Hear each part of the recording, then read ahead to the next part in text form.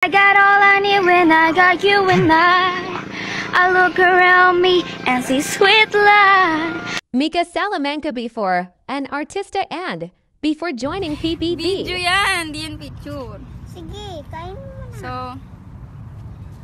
ito po ang mulberry. May mancha po rin yan. Parang lipstick eh. Mayroong kulay? Hindi, joke. Meron nga. Ayan totoo. po ang kulay niya.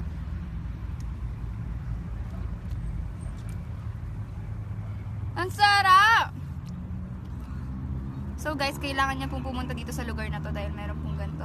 Masarap po sila. Ito po yung mga hilaw. Hi, Hannah. I know the music is really dramatic, okay? So guys, wala na akong choice na suotin. What's up you guys? It's Mika Salamanca, back at it again with another video. So for today's video guys, ha-answerin ko yung mga questions nyo sa Twitter. Kasi nag-tweet ako ng #AskMika and yeah, nag-ask kayo. So sasagutin ko. Number 1, galing kay Vishnu, ba't ang hilig mo sa white and black? Ewan ko kasi feeling ko yun yung mas bagay na color sa akin. And feeling ko neat and tsaka mas madali siyang ibagay sa kahit na anong pants or pang baba.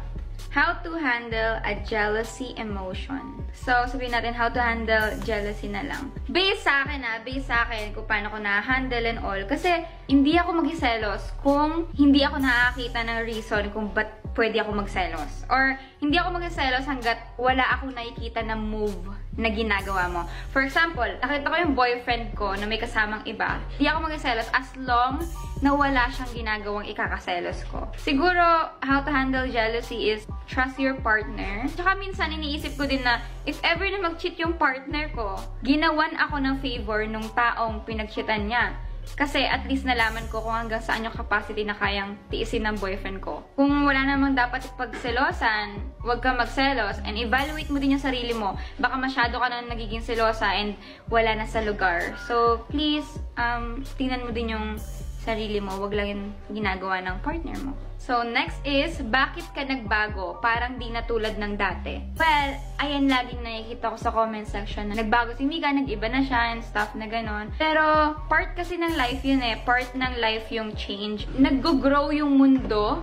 Nag-grow yung mga tao sa paligid ko. And di ba dapat ako din mag-grow? Actually, thankful ako na nagbago ako. Kasi kung ako pa rin yung same Mika na nakilala nyo from the start, mas hindi ako matutuwa. Kasi that person is so gullible, that person is so weak, and I can say na sa lahat ng napagdaanan ko, siguro din dahil sa mga napagdaanan ko na bago ako, is dun ako natuto. Tsaka marami din ako nakikita na nagko-comment na bakit si Mika nagpo-post na ng mga ganito, ba't si Mika nag-show siya ng too much skin. For me, kasi I work hard for this, sobrang tagal bago ko na-meet yung confidence na meron ako ngayon. And sobrang tagal bago ko natanggap yung sarili ko. And now na ini-embrace ko siya, I know may iba't ibang way tayo ng pag-i-embrace ng confidence natin at saka ng sarili natin. Pero this is how I deal with myself. And nagpapaalam naman ako sa parents ko. And yung parents ko, okay lang naman sa kanila. So, feeling ko, sana sa inyo din okay. Yung mga taong close naman sa akin, hindi naman nila sinasabi na nagbago ka in a bad way. Sinasabi nila sa akin na, uy, nagbago ka. But for the better. So, yeah, I've changed. I'm not complaining about it. Siguro may mga nagagawa lang ako na hindi ko napiplease yung ibang tao. Pero, happy po ako ngayon and sana kayo din. So, yeah, thank you!